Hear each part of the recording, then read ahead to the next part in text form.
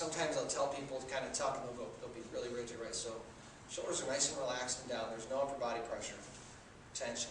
I'll step and I'll kind of get out over it. I get my eyes over it and relax my hands, right?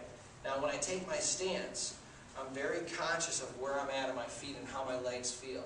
So I'm making sure that I'm kind of pressing the balls of my feet into the ground. I feel like I'm on my quads. When people get here, a lot of times they can lift their toes, right, because they're much more on their heels, and their hamstrings are more lit up, right, because they're back here. And that's going to cause a lot of excess movement because they're going to be more blocked during the motion. Does that make sense? You know, more articles have been written about two things in putting, which are the two main faults than any other thing. And one is movement, move the head, and the other is use the wrist, right? Well, there's two reasons. Well, there's one reason why people would move their head or why they would flip their wrist, right? And it's basically that they're blocked, right? And so there's a couple ways you can be blocked. You could be blocked by having your hands, you know, we talked about having the elbows connected to the rib cage, right? Let's say that you were the guy who has elbows back up in here where they're stuck, right? So my elbows get high. Well, when my right arm goes to get past, what am I going to do? Probably flip it, right? And then your buddy's going to go, you're really wristy, right? And so now you lock down, get real tight. Maybe you go left hand low, maybe whatever you do, right? To not be wristy. But the problem is, the reason you're wristy is because you're stuck. Maybe you get a big fat jumbo grip, right? And so at any rate, that's one reason why someone will get flippy. Well, the other is when the shoulder gets back, right? The shoulder gets back, gets behind the knee joint, now you're blocked, right? So now, three things can happen when you're stuck. Flip it, that's usually the first. And the player will lock up, right? They lock their hands up, and now they're still stuck. What are they going to do? Come around it. That's over the top in the golf swing, right? So if I'm blocked, sooner or later I got to free the golf club by coming over it, right? Or the third thing is fall back, right? And sometimes you see play, and this is the same in the golf swing. A lot of times putting errors trace all the way into the golf swing. So you see a player who's stuck, right? And they flip it, or they come over it, or they hang back and try to hit it, right? So it's interesting how same fundamentals in putting really affect short game and that's why we're starting with putting, because these same fundamentals are going to help us later. All right, so bottom line is if we get those four major lines correct, right? We get someone's elbows, basically the club through the palms, one lever, elbows tucked in, tilted, get you out on the balls of your feet. You know, it took literally seconds for us to teach you to do that, right? But what don't I have right now? Putter ball. I don't have a putter, right? And I don't have a ball either, obviously. But I don't have a putter in my hand, right? So what happens is, honestly, the way that we've done this backwards since the beginning, right? How do you start putting? First thing you do is go buy a putter, right? That's the first thing you do. Now, if you happen to buy a putter that's not the right length for you, you're going to adjust your setup to the putter. And so if I grabbed, like this putter is 33.5 inches. We just cut this one so we can use it here. All right, so if I went like this, I would rotate, right, tuck and tilt. Well, it hit the ground way too soon. Am I going to putt like that? No. I can tell that's not right. So what am I going to do? Maybe I stand up, right? Or maybe I tilt, but I get my arms jammed up. So ultimately, people start to adjust their setup based on the putter that's in their hand. And if it's not correct, you'll make adjustments. And if you make adjustments in your setup, then you have to make compensations in your stroke. And the whole thing gets a lot more complicated. So the direction that I go as a teacher is, you know, I love when I get a brand new student because they're going to get a putter that fits them to start with. And they're going to learn a fundamentally sound setup that we can build from, right? You guys have all played. And we'll see where your putters come out. And I'll just be honest about it, but basically what we do is that, you know, I made a little copy for you, a black and white copy, but I invented the tri-fit method to deal with this, because when people would come through my golf school, what we'd simply find is that if someone didn't have the right length putter, and I've got, just like this, you know, we got 8 people, how would I quickly figure out what length putter fit them once I got them into the right setup?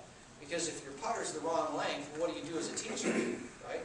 Guy's got a wrong length putter and you're trying to change his setup. And you know he can't, and he's going to go back to his old setup. So a week later you did the guy no good, right? So the tri-fit method is to get someone in the correct setup, right, first, And then measure, so if you look at Tiger, what I came up with is if I measure someone from the top of the left wrist crease straight down, and then I go straight over and I square it, A and B squared equals C. So this tool, which will measure everybody today, and you'll know, like, well, you know exactly what length fits you and what setup you should be in when you have the right length. So this tool goes up and down, right? And then there's a mirror right here. So this will give us our vertical length and our horizontal length. So if I set this for myself, and I get all set, my measurements are 30 and 11. All right? And so I go to my chart, which will do for you guys. I go down 30, I go over 11, I go down 30, I go over to 11, 32. That's what length putter fits me when I'm in the right setup. Now, does 32 sound short to you guys? Obviously, I'm shorter than all you guys. Who knows what Tiger's putter is, lengthwise? I've heard, Hank Haney said at the Illinois PGA, this kind of shocked me. He did a section seminar. He said it was 33 and a half. I've heard 34. I've also heard 35. Now, today it may be 35. Yeah. Because he's closer and taller, right? Yeah. We were talking about how he's more tilted there when he was number one. So we might need to go back. I don't know what he's exactly doing. I've heard different things. But I'll tell you this. Michael Breed at the PGA Teaching Summit this year, he said an interesting statistic. He said that the average player's shoe size in 1995 was 9.5, and today it's 11.5. And the average tour player's gone from 5'10" to 6'1", and getting taller, by the way. And he said the average length putter on tour, it's 6'1", is 34 and change. Right now I'm 5'6", all right, with long arms, and so 32 fits me. The bottom line is, you know, Steve Jones is one of the guys that I've taught a long time, and so Steve's 6'4", and I've been next to him and Dan Forsman, and you look at them, and Dan Forsman's fingertips come down to Steve Jones' wrist, right? They're the same height. Steve Jones has a 34.5-inch putter, his bullseye that he won, you know, a U.S. Open with, and Dan Forsman has a 36-inch, or over 36, I think it's 36.5. Well, you know, Dan Forsman, if you can picture him, is all legs. His belt's like this. And Steve Jones is all torso and arms. The bottom line is very individual. It just depends on your body parts and your heart height. And our whole thing is get in the right setup and then figure out what putter fits the right setup so you can really build a good stroke. So length is just one aspect of fitting a putter. We'll address that today. Does that make sense to you guys? All right, so now we've done 5 things. We've talked about your forearms in relation to the shaft. We've talked about your eyes in relation to the golf ball, your hands in relation to your shoulders and body, your hips in relation to your heels, and the putter length and how it puts it all together, right? My 32-inch putter, I can take this, rotate, tuck, and tilt, and get in a perfect setup every time. If it was 32 and a half, I'd have to choke down or I'd have to start making changes, right? I want it to be perfect. You know, people forget, this club, you know, your whole bag is worth how much your score. Your whole bag is worth how much your score? 100%.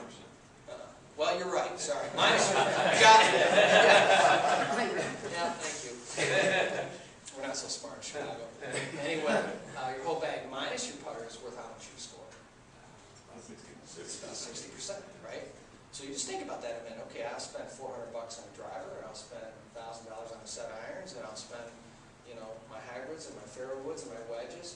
So whatever that number is, say it's between $1,200 and $2,000 on 60% of your score, and then I'm going to get a putter off the shelf that I don't know if it fits me or not. It doesn't make sense, right? It's the most valuable single club in your bag by a landslide, right? So, all right, the last part of the setup that I want you to understand is from face on.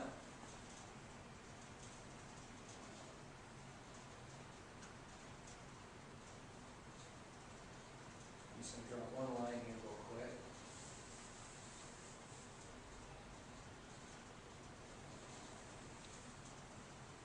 All right, so there's Tiger.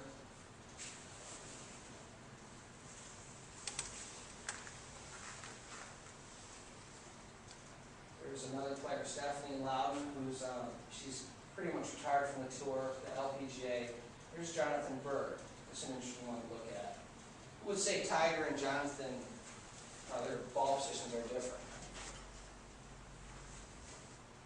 kind of look how Tiger looks a little more back in his stance. Jonathan looks a little more forward. Here's what I want you to understand. Phrase stand to the handle. We're going to talk about it all day for all shots. Stand to the handle means there's a bottom to your golf swing. It's really where your center point is. Okay? Now when you putt, the best players catch the ball when the putter's just starting to ascend. It's about 2 degrees. Okay? Now 2 degrees is something you can't really feel. It's too minute, right? I'm careful about that because, a lot of articles been how you hit up on the golf ball to create topspin. Well, I don't know any good putter who tries to hit up on it. It's a created position. So if you think about the pendulum, right, you have the center point of the pendulum is really represented by your, say, your nose and your sternum. Okay? All right, now, if I swing the putter or a pendulum, as soon as it hits the bottom point, what's it do? It starts going up. Does that make sense? So all I have to do is make sure the ball's in the right position in relation to the player, and the player doesn't move, and then he hits it with the ball, with the putter just starting to ascend without telling him to hit up on it, right? So here's what stand to the handle means. It means that when we go to the position of, okay, rotate, tuck, and tilt, I'll ask you to do another thing. Make sure the butt of the club points just left of your center. Okay, now if it does that, and then I tilt forward, that's going to put the ball in the correct position, right? And it's cool because that little fundamental applies to preferences of, you look at Jonathan Bird, he has more weight centered over his left leg, which means his center is more forward. Well, that's why his ball position looks more forward, right? If you looked at Luke Donald, who's much more centered in his ball position, his weight is more centered. Does that make sense to you? So really what you want to make sure that you do is always stand on the handle. The European players traditionally have wider stances than the players that play in the States in putting, right? Why would that be? Wind. If you're out there on a windy day, it's okay to widen your stance a little bit, as long as the ball position, like if this is my ball position normally and my stance normally, right? If I widen out a little bit, it's okay as long as the ball stays in the same place in relation to my center, because that's where the bottom of the stroke is. Okay, so let's stand to the handle. All right. So there's your setup keys. Now let's talk a little bit about the stroke. We dealt with the face and path already through your setup, right? We said that if your shoulders were square at address and at impact, we'd be dealing with path. They're parallel to the target line.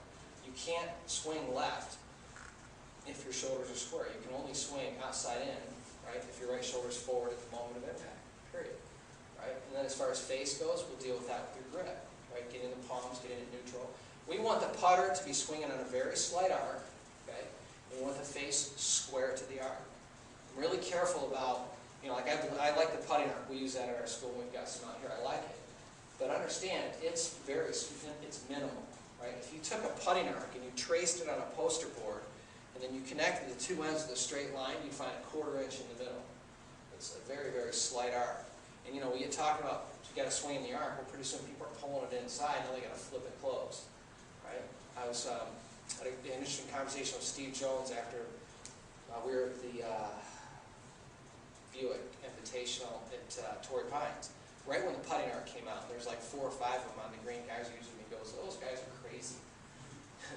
He goes, "Putter swings in a straight line." No, he didn't say that. He said, "I won a U.S. Open, and the putter swings in a straight line." And so I started arguing with him. "Actually, Steve, the putter swings, da-da-da." He goes, "Maybe you didn't hear me. I won a U.S. Open, and the putter swings in a straight line." And it was important for me to understand that because players have feels, right? And if a guy, Lauren Roberts would swear on his grave, his putter swings in a straight line. Well, it swings in a slight arc, but he feels a straight line, right? Stan Utley feels more rotation, right? What I'm getting at is you have to find a feel that works for the player. And the bottom line is, I really don't want people that conscious of it. I want them to get set up and be conscious of the rhythm and the speed that the putter head's swinging in, and let the putter move in a natural arc because they're in the right position. Okay. So anyway, we're not going to worry about path and face. If we're out there individually with you and we see someone really cutting across it after we fix their setup, or maybe we'll come up with a feel for you that's specific to what you need.